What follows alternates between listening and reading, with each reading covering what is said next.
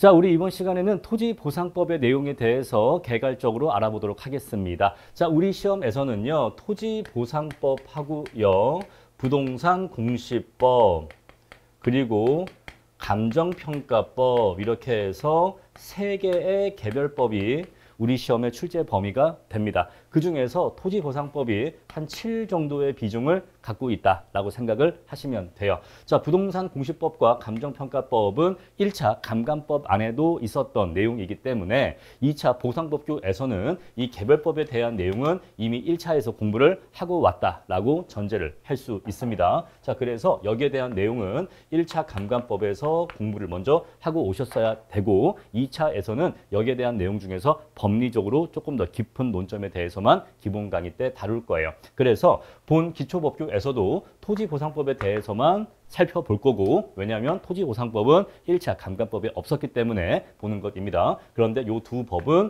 1차 감감법에 있으니까 혹시 아직 1차를 보지 않으신 분이라면 1차 감감법의 핵심 정리나 기본 강의 내용을 통해서 해당 법의 내용을 공부하시면 되겠어요. 어차피 1차 법과 겹치기 때문에 1차 감감법으로 공부를 하시면 되겠습니다. 자, 저는 1차에서 공부를 했다라는 전제하에 토지보상법에 대해서만 말씀을 드릴게요. 자, 공익사업은 어떠한 절차로 진행되는가? 자, 공익사업, 즉 토지 수용, 즉 토지 보상이 어떠한 절차에 의해서 진행되는지 이 절차가 머릿속에 그림이 그려져야 됩니다. 자, 먼저 공익사업을 준비해야겠죠. 공익사업이라고 하는 것은요, 그냥 쉽게 얘기해서 학교라든가 공공청사, 군부대 이런 것들을 짓는 사업을 공익사업이다라고 생각을 하시면 돼요. 공공필요가 높은 사업이다라고 보시면 되겠어요. 따라서 어떠한 공익사업을 하려고 하면요, 먼저 준비를 해야 되는데, 자, 어디에다가 학교를 지을까? 어디에 공공청사를 지을까? 어디가 제일 적합한 부지일까를 조사해 봐야겠죠. 그래서 타인 토지에 출입을 하게 됩니다. 이 토지, 저 토지에 들어가면서 측량도 해보고 여러 가지 조사도 해보면서 아, 여기가 학교 부지로 좋겠다. 여기가 공공청사 부지로 좋겠다. 이런 식으로 남의 토지에 들어가서 각종 측량과 조사를 해야 할 것이에요. 그래서 공익사업을 준비할 때는 타인 토지에 출입을 하게 됩니다. 그런 다음에 이제 각종 측량과 조사를 하게 되겠죠. 자, 그리고 만약에 측량과 조사를 하는데 장애물이 있다라고 하면요, 당연히 그런 장애물들을 제거할 수가 있을 겁니다. 예를 들어서 뭐 측량을 하는데 뭐 썩은 죽은 나무, 이게 나무가 이렇게 있다. 그러면요, 그런 나무들을 베어버려서 나무를 치워서 그런 다음에 측량과 조사를 할 수도 있겠죠. 그런 식으로 장애물이 있다면 장애물을 제거할 수 있다. 그런 내용이에요. 자, 그럼 이제 공익사업을 이렇게 해서 준비를 해서 이제 공익사업을 진행하려고 합니다. 그러면 이제 공익사업이 언제부터 본격적으로 진행되느냐? 바로 사업 인정 때부터 본격적으로 진행된다라고 보시면 돼요. 자, 우리가 토지 보상에서 가장 중요한 절차 두 가지가 있는데 바로 첫 번째가 사업 인정이고요. 사업 인정이고 두 번째가 수용 재결이에요. 이 둘이 가장 중요합니다. 이 둘이 가장 중요한 절차예요. 토지 보상에 있어서 척추와 같은 절차입니다. 그래서 사업 인정이 있으면 이때부터 본격적으로 사업이 진행되는데 양자의 개념을 이런 식으로 이해하시면 좀 이해가 편하지 않을까라고 생각을 해요. 사업 인정은 두 사람이 결혼을 할 때 약혼식이다 라고 생각을 하고 수용 재결은 결혼식이다 라고 생각을 하시면 돼요. 자, 약혼했다고 해서 결혼한 건 아니죠. 하지만 약혼식을 올리면 이제 그 이후부터 본격적으로 결혼 준비를 하죠. 그렇게 해서 이제 결혼식을 올리게 되면은 이제 두 사람은 부부가 되는 거잖아요. 그래서 사업 인정과 수용 재결은 법적인, 법률적인 어떤 개념이나 표현은 아니지만은 그냥 제가 강의 목적으로 초심자에게 처음에 설명할 때는 약혼식과 결혼식의 관계로 이해하시면 느낌이 오시지 않을까라고 생각을 해요. 자, 우리가 공익사업을 시행하려면 뭐가 필요하다고 했죠? 타인의 토지가 필요해요. 토지가 있어야 그 위에 학교라든가 공공청사 이런 것들을 지을 거 아니겠습니까? 그래서 토지가 필요합니다. 토지가 필요하니까 사업 인정을 통해서 사업 시행자에게 수용권을 설정해 줍니다. 수용권. 수용권을 설정해 준다는 게 무슨 얘기냐? 수용권이라고 하는 거는요, 남의 토지를 강제로 취득할 수 있는 권리를 수용권이라고 하는 거예요. 자, 어떤 마을이 있는데 여기에 갑시 토지가 있어요. 갑시 토지가 만약에 이거의 가격이 1억이다 라고 한다면은 갑시의 토지를 내가 강제로 소유권을 취득할 수 있는 권리를 수용권이라고 하는 거예요. 그래서 사업 인정이 있으면 그 공익사업을 시행하는 사람을 사업 시행자라고 하는데 사업 시행자에게 수용권을 줍니다. 야, 네가 지금 하려고 하는 사업이 공익성이 높은 사업이야. 내가 그걸 인정해 줄게. 공익사업이야 라고 인정해 주는 거예요. 바로 그게 사업 인정입니다. 사업 인정은 네가 지금 하는 사업이 공익사업이라고 하는 것을 내가 인정해 줄게. 공공성이 아주 높은 사업이니까 너 그 사업을 추진하기 위해서 내가 너한테 수용권을 줄게 라고 하는 거예요. 바로 그게 사업 인정입니다. 아시겠죠? 사업 시행자가 지금 진행하고 있는 사업이 공공성이 아주 높은 공익사업이라고 한 것을 인정해서 공익사업이니까 너한테 수용권을 줄게. 자, 공익사업이 아니면 수용권이 주어지지 않습니다. 우리 그래서 우리가 재건축 사업의 경우에는요, 수용권이 주어지질 않아요.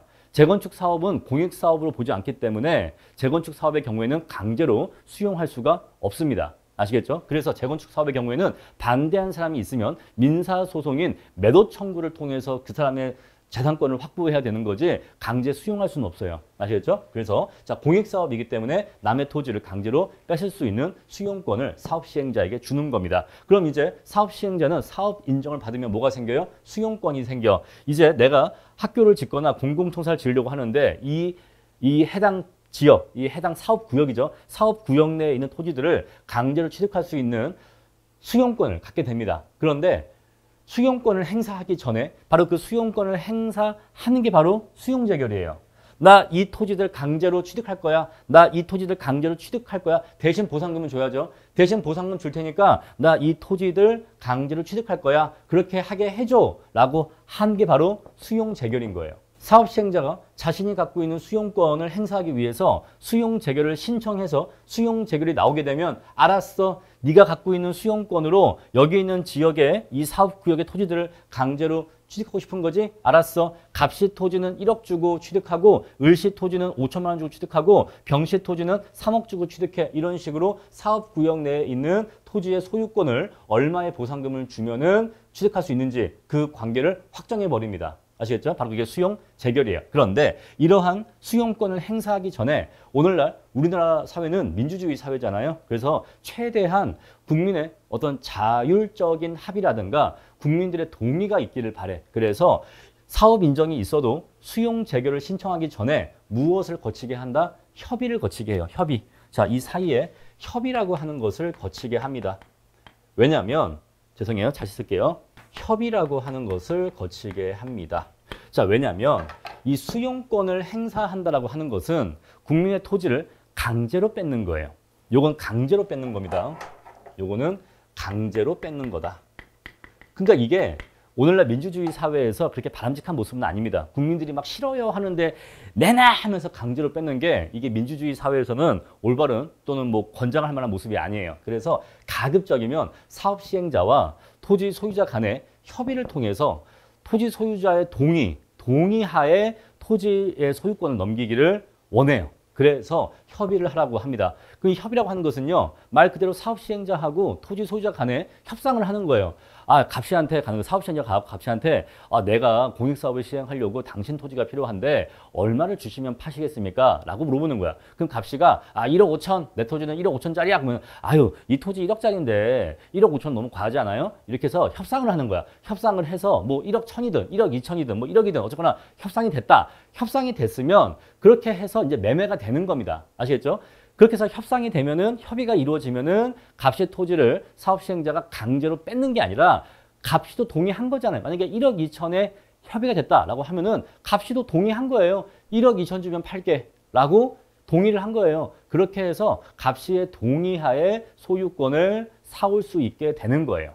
아시겠죠? 자, 바로 그게 협의입니다. 자, 그런데 이 협의라고 하는 것이 사실 너무 좋잖아요. 왜냐하면 강제로 뺏는 것보다 협의에 의해서 토지를 취득하는 게 훨씬 더 보기 좋은 모습이란 말입니다. 그래서 이 협의를 사업 인정이 있고 나서만 하는 게 아니라 사업 인정이 있기 전에도 이 협의를 할 수가 있어요. 그래서 협의는 사업 인정 전후로 2번의 협의가 있다라는 것이에요. 자, 우리 사업 인정이 있기 전에 하는 협의를 사업 인정 전 협의라고 해요. 사업 인정 전 협의라고 하고 사업 인정이 있고 난 다음에 하는 협의를 사업 인정 후 협의라고 합니다. 그래서 가급적이면 강제로 뺏지 않고 토지의 소유권을 취득할 수 있도록 하기 위해서 사업 인정 전에도 협의를 한번 하게 하고 사업 인정 후에도 협의를 한번 하게 하는 거예요. 자, 그랬을 때 이러한 협의를 이 2번의 협의를 모두 다 반드시 거쳐야 하는 것은 아닙니다. 이 각각의 협의를 반드시 이때도 반드시 협의를 해야 되고 이때도 반드시 협의를 해야 되는 것은 아니에요. 두 번 다 반드시 해야 되는 것은 아닙니다. 만약에 이때 협의를 했어. 이때 협의를 했는데 이때 협의가 성립하지 않았어. 그런데 토지 물건 조서라고 해서 내가 수용할 토지와 물건의 그 목록을 토지 물건 목록 조서라고 하는데 그 조서에 변동이 없어 라고 한다면은 이때 협의했지만 조서 내용에 변동이 없는 경우에는 이때 협의를 생략할 수가 있어요. 그래서 만약에 이때 했다, 이때 했는데 생략할 수 있다라고 하면 이때는 안 할 수가 있습니다.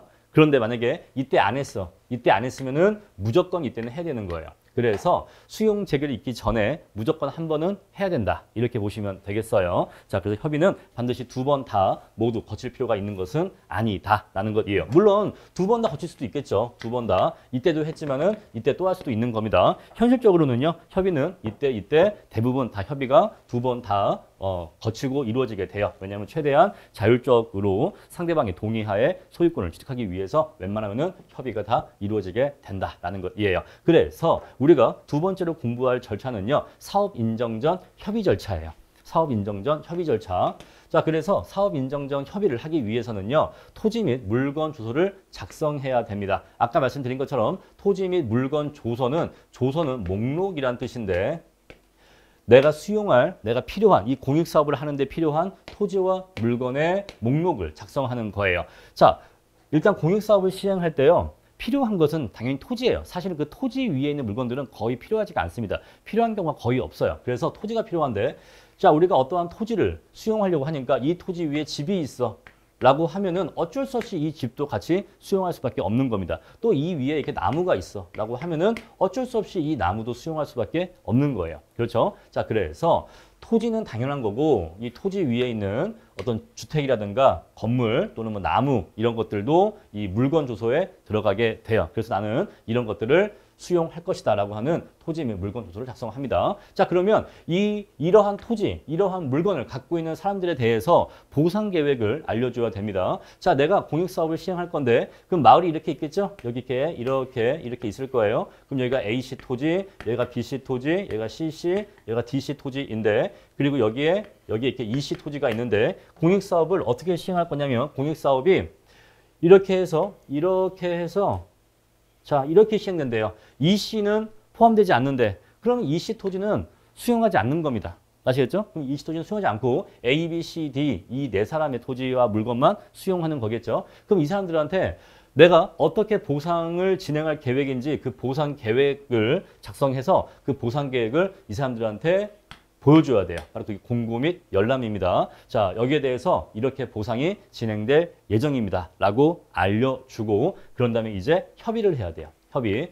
자, 내가 아직은 사업 인정을 받기 전입니다. 아직 사업 시행자에게 수용권이 설정되기 전이에요. 자, 그 전에 내가 지금 공익사업을 시행하려고 하는데 아직 사업 인정을 받은 게 아니야. 하지만은 어차피 사업 인정 신청할 거거든. 그러니까 지금이라도 최대한 먼저 빨리 돈 받고 토지 팔 사람 있어? 라고 사업 인정 전 협의를 하는 거예요. 만약에 누군가가 이 중에서 협의가 됐다라고 하면요. 그러면 사업 인정 받기 전에도 협의가 이루어지면은 돈 받고 자신의 소유권 내놓고 여기 나가는 겁니다. 아시겠죠? 그래서 협의가 되는 사람도 있고 안 되는 사람도 있겠죠. 그렇게 일이 진행될 것이고 만약에 협의가 이루어지면은 거기에 대해서 계약을 체결하면 되는 거예요. 이렇게 해서 일부 사람들은 사업 인정 전 협의를 통해서 돈 받고 나간다라는 것을 아실 수가 있을 겁니다. 자, 그런 다음에 이제 사업 인정 전 협의 절차를 다 거쳤는데 누구는 협의를 했지만 다른 사람들은 협의를 안 했겠죠. 그럼 이제 다음 단계로 넘어가야 돼요. 바로 그게 사업 인정입니다.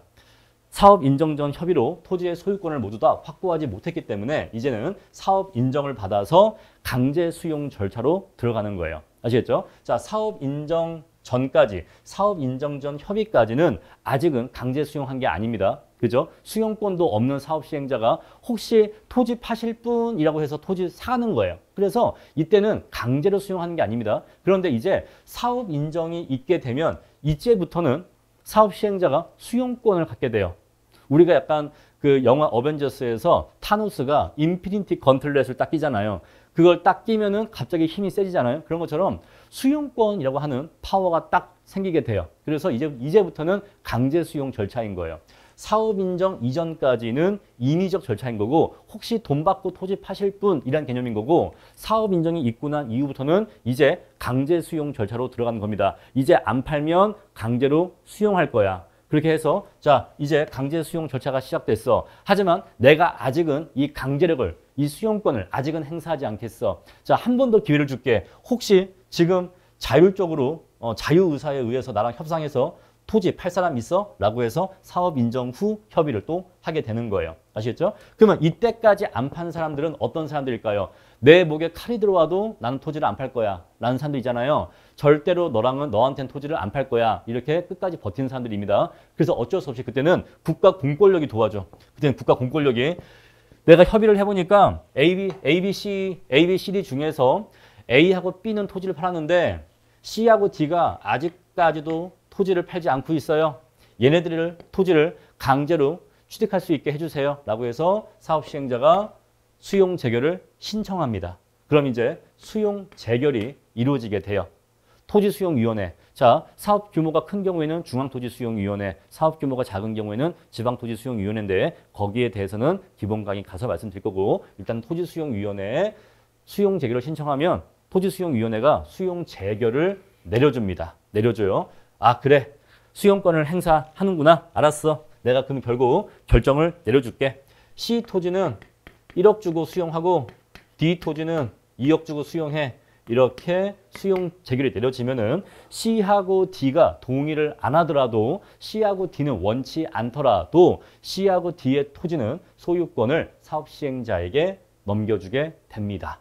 우리 이것을 원시 취득이라고 하는데 원시 취득은 마치 이 토지의 소유권을 맨 처음 가져간 것처럼 이전에 갖고 있었던 권리 하자가 싹 다 지워지면서 아주 깨끗한 상태로 새롭게 소유권이 시작되는 걸 얘기해요. 거기에 대해서 기본 강의 가서 또 말씀드릴 거고 이렇게 해서 수용 재결이 있으면은 사업 시행자는 C하고 D가 동의하지 않는다 하더라도 C 토지한테 1억 원의 보상금을 주고 D 토지한테 2억 원의 보상금을 주면서 C하고 D의 토지의 소유권을 가져오게 됩니다. 아시겠죠? 바로 그게 사업 인정과 수용 재결이에요. 자, 그렇게 해서 사업 인정은 수용권을 갖게 되는 거고 이 수용권이 실현되는 것이 바로 수용 재결이다. 이렇게 이해하시면 되겠어요. 그런데 이 수용권을 강제로 행사하기 전에 한 번 더 마지막 협의를 거치는 거다. 그렇게 이해하시면 되겠습니다. 자, 이렇게 해서 사업 인정정 협의 절차를 거쳤는데 이제 협의가 안 됐으면은 사업 인정 받아야겠죠. 그래서 가장 중요한 규정인 사업 인정을 받게 돼요. 토지보상법 제20조입니다. 여기에 있는 숫자는 토지보상법 조항 숫자를 얘기한 거예요. 사업 인정은 토지보상법 제20조에 있습니다. 자, 사업 인정이란 공익사업을 수용할 사업으로 결정하는 것. 자, 사업 시행자, 네가 지금 하는 사업이 공익사업이니까 수용할 수 있는 사업이야. 그래서 수용권을 줄게. 그래서 사업 시행자에게 토지 수용권을 새롭게 만들어서 주는 겁니다. 자, 그래서 사업 인정을 하게 되면 사업 인정을 고시하게 되는데 사업 인정 고시를 하게 돼요. 즉시 고시하는데 자, 국토교통부 장관이 어떤 사업에 대해서 사업 인정을 했으면 즉시 사업 인정 고시를 해야 됩니다. 그래서 고시한 날부터 효력이 발생하게 돼요. 사업 인정 고시에 효력이 발생하게 되고 그리고 사업 인정 고시가 있으면 그때부터는 이제 행위 제한이 발생하게 돼요. 행위 제한 뭐냐면 자, 이 지역에 대해서 사업 인정 고시가 있었다라고 하면은 이제 이 지역은 공익 사업이 시행될 구역이니까 여기서는 건물을 새롭게 짓거나 건물을 수리하거나 그러지 마라고 하는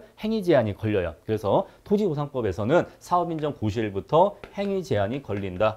여기는 싹 다 갈아엎고 공익사업을 시행할 거니까 건물을 새롭게 짓거나 뭐 신축, 개축, 대수선 이런 거 하지 마라고 하는 행위 제한이 걸리게 됩니다. 자, 이렇게 해서 사업인정 고시가 그런 의미고요. 자, 근데 이러한 사업인정이 있다 하더라도 그래도 한 번 더 사업인정 후 협의를 거치게 된다라는 것입니다. 자, 여기에 있는 협의는요, 그 토지 소유자와의 협의가 아니고 관계 행정기관과의 협의예요. 관계 행정기관. 국토교통부 장관이 사업 인정을 할 때에는 다른 행정기관과 협의가 필요하면은 협의를 해서 신중하게 판단을 해서 사업 인정을 내줘라. 그런 뜻인데, 이거는 그냥 그런 의미다. 그 정도 보시면 돼요. 여기서의 협의는 토지 소유자와의 협의를 얘기하는 게 아니다라는 것이에요. 관계 행정기관과의 협의를 얘기하는 거다. 그래서 신중하게 사업 인정을 하라는 의도이다 정도 이해하시면 되고, 자, 그런 다음에 이제 사업 인정이 있어도 한 번 더 토지 소유자와 협의를 하게 됩니다. 자, 근데 이 협의는요, 아까 앞에서 봤었던 사업인정전 절차를 준용합니다. 그래서 토지 조서, 토지 물건 조서 작성하고 보상 계획을 알리고 보상 계획을 공고 및 열람하고 그런 다음에 협의하는 거 그 절차를 여기에서도 똑같이 준용을 해요. 그래서 아까 했던 절차 한 번 더 반복하면서 한 번 더 협의를 해라라는 것이에요. 자, 그래서 원칙상으로는 필수 절차입니다. 원칙상으로는 사업 인정 후 협의를 반드시 거쳐야 돼요. 이게 원칙입니다. 원칙적으로 사업 인정 후에 협의를 한번 거쳐야 돼요. 이게 필수입니다. 그런데 예외적으로 생략 가능하죠. 아까 말씀드렸습니다. 자, 사업 인정 전에 협의를 했는데 이때 협의를 했는데 협의가 성립하지 않았고 토지 물건 조서에 변동이 없는 경우에는 사업 인정 후 협의를 생략할 수 있어요. 그래서 원칙은 해야 되는데 이때 했고 그러한 경우에는 생략할 수 있다라는 예외적 생략 사유 기억하시면 되겠고요. 자, 협의가 불성립했다라고 하면요. 자, 사업 시행자와 토지 소유자 간에 협의가 성립이 안 하면 각자 무기가 있는데 어떤 무기가 있냐면 자, 사업 시행자가 있을 것이고 토지 소유자가 있을 겁니다. 토지 소유자. 자, 그럼 사업 시행자는 사업 인정 받은 다음에 내가 너한테 한 번 더 협의를 해봤는데 결국 협의가 안 됐네. 나 그럼 그냥 강제 수용할게 하는 거예요. 아시겠죠? 사업 시행자의 경우에는요. 야, 내가 그래도 최대한 너랑 협상을 해서 최대한 민주적으로 네 토지를 사가려고 했는데 네가 절대 안 판다고 하니 어쩔 수 없다. 그냥 내가 강제로 수용할게. 나한테 그런 수용권이 있거든. 그냥 강제로 수용할게 라고 해서 사업 시행자는요. 재결을 신청할 수가 있어요. 그냥 강제로 뺏어갈게. 강제로 뺏을게. 강제로 가져갈게. 이 얘기예요. 그런데 토지 소유자의 경우에는요. 물론 토지 소유자 입장에서 그렇게 할 수도 있고 안 할 수도 있지만 그러니까 하고 싶으면 하는 거예요. 그렇게 반드시 해야 한다. 그게 아니라 자, 이렇게 협의가 불성립하였을 때 토지 소유자는요. 사업 시행자한테 야, 너랑은 말이 안 통하니까 그냥 토지수용위원회에 수용 재결을 받을래 라고 할 수가 있어요. 아시겠죠? 자, 그래서 토지 소유자가 사업 시행자 너랑은 협의가 안 된다. 야, 너는 말귀를 못 알아먹는다. 너랑은 얘기가 안 되니까 그냥 너 말고 그냥 토지수용위원회에 수용 재결을 받을게. 토지수용위원회는 내 토지의 가치를 올바르게 평가해 주겠지 라고 해서 토지 소유자는 사업 시행자에게 재결을 신청해 달라고 청구할 수가 있어요.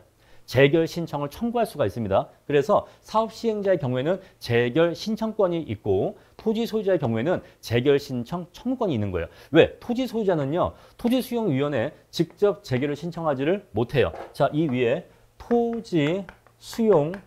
토지수용위원회가 있는데 이 토수위, 사업 시행자는 토수위에게 재결을 신청할 수 있지만 토지 소유자는 토수위에 재결을 신청할 수가 없어요. 신청권이 없습니다. 그래서 토지 소유자는 사업 시행자에게 청구할 수 있는 거예요. 야, 네가 할 수 있지? 네가 빨리 해. 네가 빨리 해. 바로 그거를 청구할 수 있는 거예요. 그래서 사업 시행자한테 재결 신청을 청구할 수 있는 겁니다. 재결 신청을 청구해서 야, 사업 시행자 네가 재결 신청을 빨리 청구해라. 빨리 해라. 빨리 신청해줘. 라고 청구할 수 있다. 이 얘기예요. 아시겠죠? 각자 그러한 무기를 갖게 된다라는 것이에요. 자, 그럼 어쨌거나 사업 인정 후 협의가 안 됐잖아요. 안 되면요. 결국 수용 재결에 의하게 돼요. 토수위가 이제 사업 시행자의 신청이 있겠죠. 그럼 이제 토수위가 판단을 해요. 판단을 해서 그래. 내가 판단을 해보니까 C 토지는 1억, D 토지는 2억 이렇게 평가해서 각각의 보상금을 이렇게 주면서 토지 소유권 뺏어가면 되겠다라는 결정을 내리게 됩니다. 바로 이게 수용 재결이에요. 근데 이 보상금은 어떻게 나온 걸까요? 당연히 여러분들이 앞으로 평가하실 거예요. 바로 재결 평가입니다. 재결 평가. 자, 이 수용 재결이 내려질 때는 이 수용 재결의 이 보상금을 감정평가사가 평가하는 거예요. 바로 이게 감정평가사가 평가한 금액입니다. 여러분들이 이제 보상 현장에 투입되셔갖고 이것도 평가하실 거고 사업 인정 전 협의도 평가하실 거고 사업 인정 후 협의 때도 평가하실 거고 그리고 수용 재결일 때에도 평가를 하실 거예요. 이게 다 감정평가사가 평가하는 겁니다. 그래서 이때 평가 하게 되는 거예요. 그래서 자, 토지수용위원회가 가격을 정하는 게 아니라 감정평가사가 평가한 금액으로서 토수위가 결정 또는 판단을 내려주는 겁니다. 아시겠죠? 자, 이렇게 되는 것이에요. 자, 그래서 수용 재결은 34조에 있는데 토지 수용에 대한 최종적인 판단을 내리는 겁니다. 그래서 수용 재결이 있으면 C하고 D의 토지의 소유권은 C하고 D가 아무리 결사 반대하고 원하지 않는다 하더라도 사업 시행자에게 넘어가게 되어 있어요. 근데 선생님, 근데 만약에 C하고 D가 이 보상금을 안 받으면요, 보상금의 수령을 거부하면요, 그때는요, 사업 시행자가 공탁을 하면 돼요. 공탁. 이 보상금을 C, D가 안 받아. 안 받을 거야! 이러면서 은행 계좌번호는 안 알려줘. 라고 하면요, 사업 시행자는 C하고 D한테 이제 보상금을 공탁 맡겨놓고 소유권을 가져올 수 있어요. 그래서 C하고 D는 토지 소유권을 안 뺏길 수가 없다. 무조건 뺏길 수밖에 없다. 바로 그게 공권력의 힘이에요. 아시겠죠? 그게 바로 공권력의 힘입니다. 사실 우리가 일반적인 국민들은 뭐 대부분 다 선량한 국민들이고 뭐 법을 어기거나 뭐 정부와 맞서 싸우거나 뭐 공권력에 대항하거나 그러고 살지 않기 때문에 공권력의 무서운 힘을 알지 못하지만, 공권력이라고 하는 거는요, 대한민국이 갖고 있는 그 수십만의 육군 병력, 그리고 함정, 비행기, 전투기, 미사일, 그런 것도 있잖아요. 그런 것들이 다 공권력이에요. 우리가 그런 것들을 싸울 수가 없습니다. 맞서 싸울 수가 없어요. 국가가 이렇게 하겠다라고 하면은 할 수밖에 없는 겁니다. 나중에 여러분들이 뭐 세금을 내시거나 그런 일이 있으면요, 공권력이 얼마나 무서운지를 나중에 아시게 될 겁니다. 국가가 사실은 되게 무서운 존재예요. 자, 수용 재결, 이렇게 해서 수용에 대한 최종 판단을 내리게 되고요. 수용권의 구체적인 내용을 결정한다, 이 얘기인데, 이 말이 곧 보상금을 결정한다, 이렇게 뜻을 이해하시면 되겠어요. 그래서 각 토지의 보상금을 얼마인지 결정을 한다라는 것이에요. 선생님, 왜 자꾸 토지 얘기만 하시나요? 토지 위에 집도 있고 나무도 있으면 그 집이랑 나무도 보상하는 거 아니에요? 맞아요. 맞습니다. 맞는데 어차피 보상이라고 하는 것은 토지 보상이 중심이에요. 보상 현장에서 토지 보상이 한 95%, 뭐 90% 정도의 비중이기 때문에 우리는 그냥 토지 보상이라고 얘기해도 큰 상관은 없어요. 아시겠죠? 토지 위에 있는 그런 뭐 물건들은요, 되게 대부분 다 사소합니다. 왜냐하면 여러분들, 공익 사업이라고 하는 거는요, 서울 도심 한가운데에서 뭐 강남에서 공익 사업을 하겠습니까? 안 그래요. 다 저기 어떤 지방에서 하는 거예요. 뭐 농경지라든가 임야지라든가 그런 곳에서 사업을 하는 겁니다. 그래서 거기에 있는 물건이라고 하는 것들은 농가주택, 뭐 비닐하우스, 뭐 창고, 그 정도인 경우가 많아요. 그래서 그렇게 중요한 물건은 거의 없는 경우가 많다라고 보시면 되겠습니다. 자, 이렇게 해서 이제 수용책이 내려져요. 하지만 국민들은요, 아직도 억울합니다. 아이고, 이 C하고 D가 너무 억울한 거예요. 그럼 어떻게 할 수 있다? 바로 토수위에게 이의 신청을 할 수가 있습니다. 토수위에게 이의 신청을 할 수가 있다. 아니, 네가 내린 이 수용 재결이 이거 잘못된 판단 아니냐? 라고 해서 여기에 대해서 이의 신청을 제기할 수가 있어요. 이의 신청을. 그러면 토수위가 이렇게 제기된 이의 신청에 대해서 다시 한번 판단을 내리게 되는데, 바로 그러한 판단을 우리가 이의 재결이라고 해요. 이의 재결. 그래서 수용 재결에 대해서 이의 신청이 제기되면 이의 신청이 제기되면 여기에 대해서 토수위가 다시 판단을 내리게 되는데, 바로 그게 이의 재결입니다. 아이고, 그래, 내가 다시 판단을 해보니까, 그래서 이제 이의 재결이죠. 이의 재결. 다시 판단을 해보니까 C 토지는 1.1억이 맞고 D 토지는 2.1억이 맞다. 이렇게 이의 재결을 내리게 돼요. 자, 숫자는 제가 예시한 겁니다. 근데 일반적으로는 이렇게 불복할 때마다 보상금이 약간씩 올라가는 게 일반적이긴 해요. 왜냐하면 시간이 지나가잖아요. 시간이 지나가면서 일반적으로 만약에 이 돈을 은행에 넣어놨어도 은행 이자가 쌓였을 거 아니겠습니까? 그래서 적어도 은행 이자만큼이라도 약간 더 올라가는 게 일반적이긴 한데, 그런데 자, 이 보상금을 빨리 받아서 내가 다른 토지를 투자한다거나 아니면 다른 사업에 투자한다거나 아니면 은행에 넣는다거나 해서 벌 수 있는 수익과 이렇게 내가 버팅겨서 불복을 해서 보상금이 올라가는 게 더 수익이 좋을지 말지는 그건 본인이 이제 판단을 하셔야 되는 거예요. 아시겠죠? 그게 유리할 수도 있고 이게 유리할 수도 있고. 아시겠죠? 근데 사실 현명한 사람들은요, 보상금 빨리 받습니다. 보상금 빨리 받고 공익사업이 시행되는 그 주변 지역 토지를 빨리 사요. 왜냐하면 공익사업이 시행되면은 그 주변지 땅값이 올라가기 때문에, 만약에 어디에 학교를 짓는다, 공공청사 짓는다, 뭐 보건소를 짓는다라고 하면은 그 공익사업이 시행된 구역 바로 근처 토지가 땅값이 올라가기 때문에 보상금 빨리 받아서 그 옆 토지를 빨리 사는 사람들도 있다. 사실은 그런 사람들이 현명한 사람들입니다. 자, 이렇게 해서 수용 재결이 있는데 여기에 대해서 이의 신청이 있으면은 여기에 대해서 이의 재결을 거치게 돼요. 그런데 이 이의 재결은요, 우리가 행정법 앞에서 공부를 했는데 이거는 특별법상의 행정심판이에요. 이거는 특별법상의 행정심판입니다. 행정심판.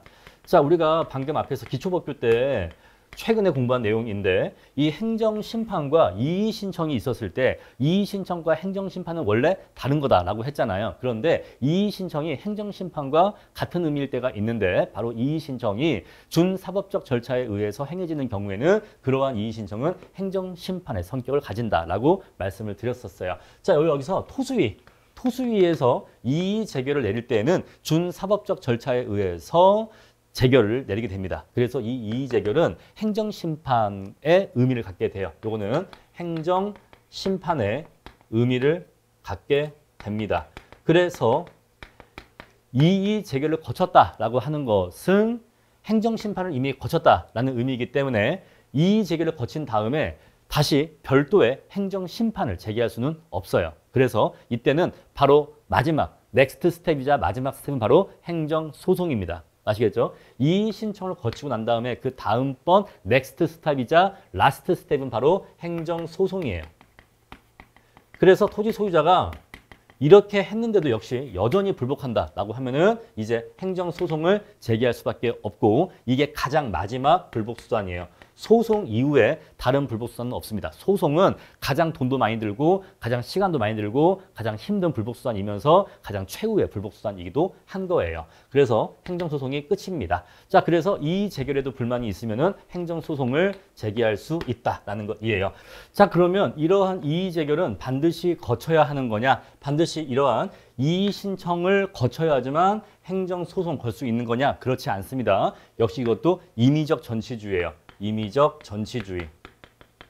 그래서 자, 수용 재결까지는 무조건 가는 거고 수용 재결이 있은 다음에 여기서 불복을 할 때 자, 이의 재결을 거쳐서 행정 소송으로 갈 수도 있고 아니면은 이의 재결 거치지 않고 바로 행정 소송 갈 수도 있습니다. 아시겠죠? 자, 이러한 이의 신청, 이의 재결은 반드시 거쳐야 하는 것은 아니다. 거치고 갈 수도 있고 안 거치고 그냥 바로 소송 갈 수도 있다라는 것이에요.